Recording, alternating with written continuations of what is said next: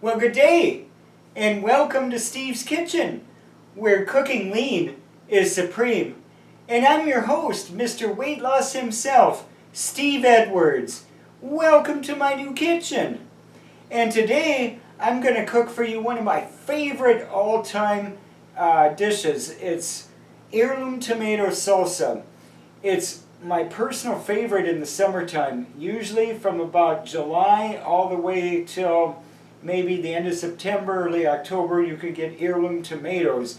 It's best to get them locally, but I'm from Minnesota here. We have Mexican, Texas, California, Florida, and that type of thing right now.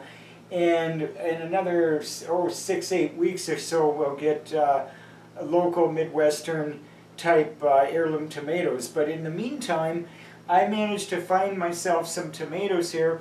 I've already pre-rinsed them, and we're going to show you how to get started here. So the first thing you need is a selection of heirloom tomatoes, and what you want to do is have different colored ones because they have different acidity levels. And so with the different acidity levels, when they all come together as one flavor, that is the beauty of it. So if you can find yourself a dark kind of red purpley one, maybe a solid red one, maybe this one for example, red and yellow, maybe one that's more orangey-ish. And then this here is what do they call these again? They're not hothouse, they're tree ripened, only vine ripened, that's it. They're vine ripened. And these little yellow ones have really great flavor, and so I love to do those. And so I've got about 5 tomatoes here. It'll probably give me about 5 servings of salsa. And the beauty of the heirloom tomato salsa is it works with practically anything that's Italian, Mediterranean, Californian. There's just so much versatility. So for example, my favorite thing to do with the heirloom tomato salsas is to put it with salmon. It is absolutely phenomenal. And then what you do is you have a smoked mozz ball or a plain mozz ball. You get yourself some Parmesan cheese. You get yourself some fresh basil spears, and you get yourself some garlic. And when you put all these ingredients together, it comes out just so perfectly. It's amazing. If you've ever had a caprese salad before, if you have, you know what I'm talking about. But this is actually kind of better because you're taking all the different layers of flavor, and rather than having them like Napoleon, like you have with the salad, instead it's all blended together, into the salsa. So it's just so good. So we're going to get started here. I'm going to sit here and I'm going to look at my tomatoes here, and a lot of times you get these labels and I don't always get the glue off, and so I might have to cut a little bit off the skin or what have you, and oftentimes you have to cut around the center stem and things, and you're rinsing them out and pulling seeds and things like that, and so that's all fine. And so I don't claim to be a chef, but I do claim to be one of America's leading experts in lean cooking. And that's because there's virtually nobody that I'm aware of. And if there is somebody out there that does something similar to me, look me up. I'd be glad to maybe team up with you. But the lean cooking is just something that is hard to come by. And I was forced into it because of obesity. And then I had a catastrophic accident where I was nearly killed 10 years ago, bruised, bloody, broken bones, head to toe. And I had a bad reaction to the Percocet where I have edema, or you're bloated, if you will. You gain weight without eating anything that's fattening, really. It just, you gain 10, 20, 30 pounds in a few days or overnight. And it's very taxing on your body. It makes your joints really weak and prematurely aged. And so I've had to come up with alternatives, you know, and certainly these salsas are just so good. So I'm going to get started here, and what I recommend is you always cut open your tomato down the center, and you see what you're dealing with. Sometimes you get huge seed amounts, sometimes it's very minimal. And what I like to do is just cut away the part where it attaches to the vine. So like, for example, I'm cutting away this part here. It's mainly the woody part that's no good. You don't really need to save that. And you know, if there's, let me move these out of the way here so you can see a little bit here. There's maybe a little bit more here, that's okay. You may even want to try what I'm doing here. Cut out the center and just totally discard it. And rinse the seeds away. You could do it that way too. These are so nice, there's hardly no seeds there. I would keep that section. This one looks kind of seedy. Let's rinse it out, and you can literally just yank away the pulp and get rid of it. You know, again, I don't claim to be a chef. A chef would take this waste and make things like, what do you call it? You know, like vegetable stock and things like that. And it's really unnecessary to save all this stuff if you're not a chef and you're not going to be making vegetable stock. And instead you just take and pull out the pulpy part, so you end up with a nice meaty piece of tomato like I've got here. It's beautiful. And again, you do the same thing here. Just pop out all those seeds, the pulp. If you can't see my sink here, it's okay. You can hear it.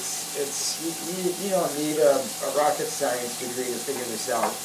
Okay, and you do this with every tomato. So we're going to just take and cut them down the center, see what we're dealing with. If there's seeds, you cut the seeds and the pulp away. So you just kind of work your way, whatever way you have to, get rid of the pulpy part.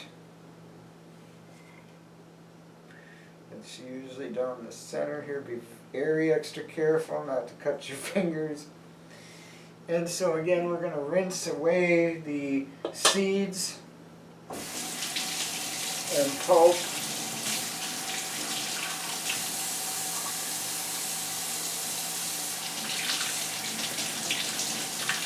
Now look at this one, is really beautiful here. There's hardly any seeds of it. It came out really nice. So you can just cut that up the way it is.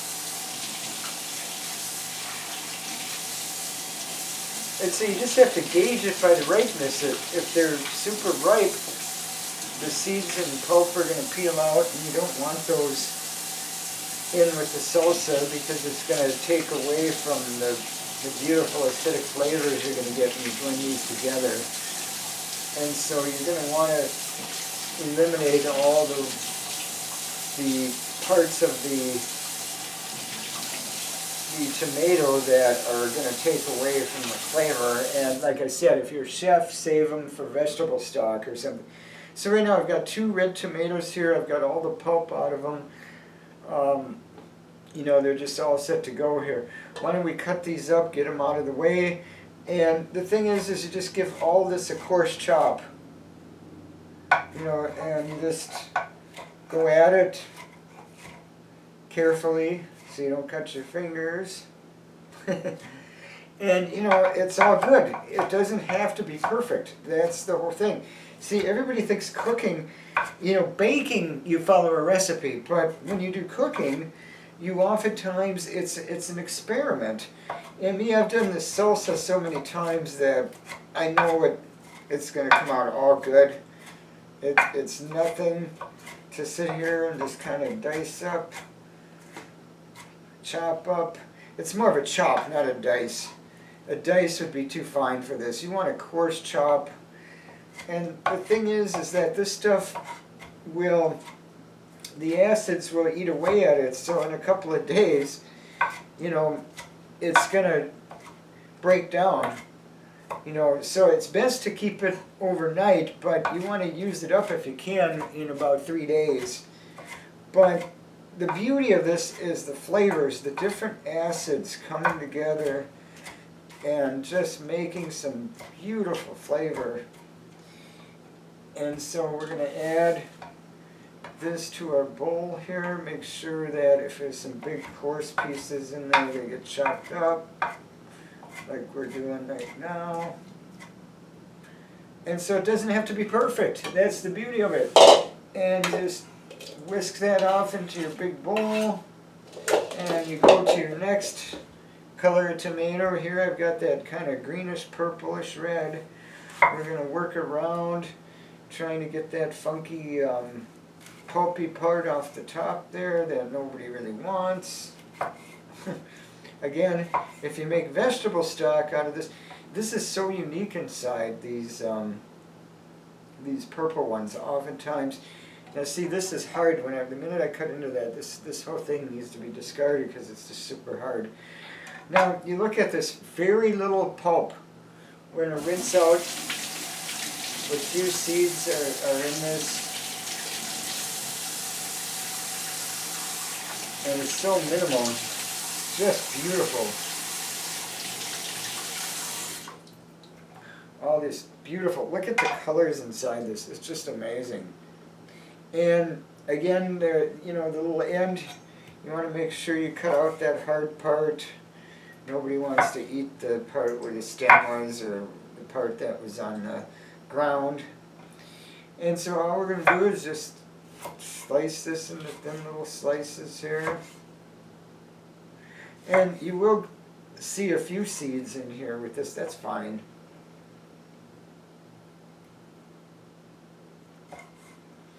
It will be probably the only seeds in this, except maybe with the yellow tomato. And so, again, it doesn't have to be perfect. What will happen is this will all blend together as one flavor. Look at this. This piece is just beautiful here. I'm cutting right now. Okay, and then you just kind of bring it all together and just start chopping away, you know. Come at it from different directions here, you know.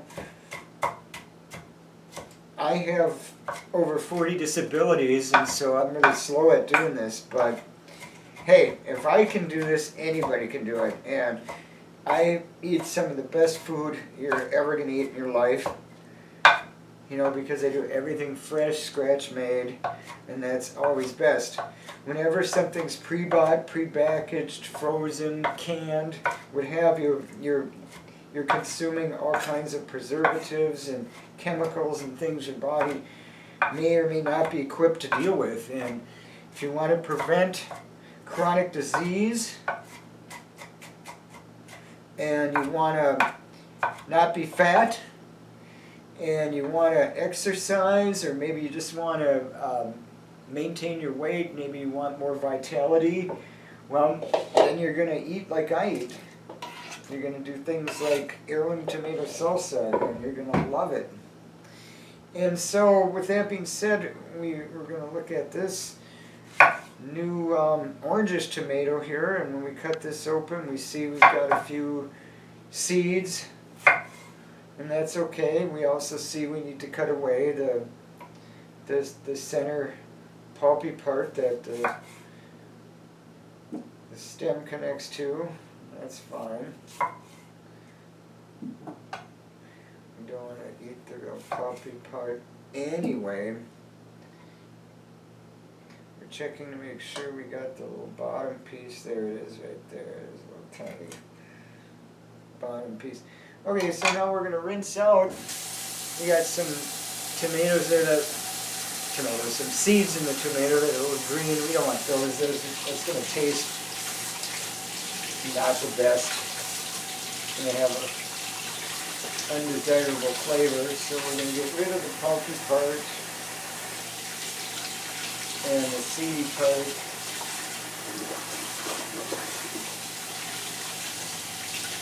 And we're going to rinse it out really good so that we have some wonderful orange tomato here.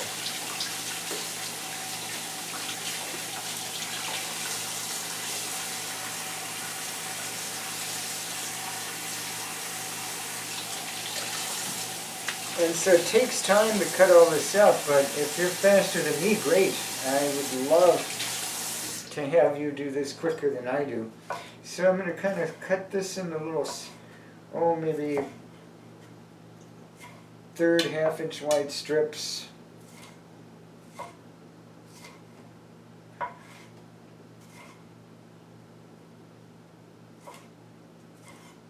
Again, it doesn't have to be perfect. It's salsa. That's the beauty of it. It doesn't have to be perfect. It's all going to come together. Okay, and then you got the strips. You just cut them down real nice and easy. See how that easy that went? Just kind of flip it around, give it a little chop in different directions here, making sure everything is broken down. Boy, this tomato is beautiful because you can just hear the way it crunches even when you cut it. Gorgeous in terms of texture and I'm sure flavor. Okay, and now last but not least, we've got this vine ripe yellow tomato here. We're going to cut into that. We're going to see what we've got here. And this one won't need a lot of work. Just maybe cut away the little spot that connects to the vine, and then we're going to get any seeds or pulp out of it. How beautiful that is. And so these tomatoes are pretty good for non-local. Oftentimes you'll see them where they're real seedy. There's a little piece on the bottom that's undesirable there where the stem connects. So again, we're cutting this into like maybe 1/2 inch wide of little strips.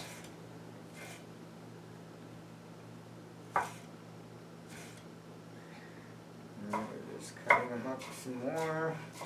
And what happens is when you get all of these flavors together as one, they end up being really wonderful.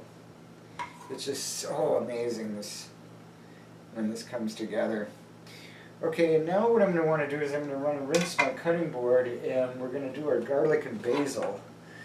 And so with that being said here, it's really a wonderful thing here, having all these beautiful flavors. And again, because I don't have a camera crew, it's just me. We're cleaning up here, and I apologize for wasting your time on cleanup. But I don't have a crew to help us out, so I have to do everything myself. And so with that being said, we're going to show you some tricks here on how to do garlic and how to do basil up really like the pros. We've got our clove of garlic here, right? We pulled that off. And all we're going to do is we're going to give it a smash a couple times, and then we're going to peel away the outer shell of it. And so I'm left with a nice little piece here. Then what I'm going to do is I'm going to cut off the end that's hard and discard that. And then I'm just going to try to emulsify this by chopping it very small and fast, being careful not to cut yourself. And we end up with these little tiny little pieces you see there. Again, trying to get it into almost a liquid is real tough, but if you can emulsify it, great, but otherwise these little chopped pieces, that's fine too. Again, you don't have to be a chef to make chef quality dishes, and I've been doing this for over 30 years, and it's so easy to make really great food if you just take the time. Whoop. Get all the garlic off of there. Okay, now we're going to rinse our cutting board again. we're going to get rid of the garlic off of it. We've got a knife all set to go for some basil.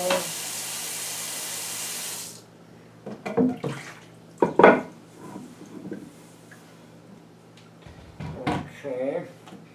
So now, what I recommend is going to your local food co-op or natural food section and getting yourself some nice sprigs of basil.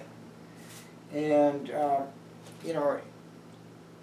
maybe one or two of these big basil sprigs will work well for you.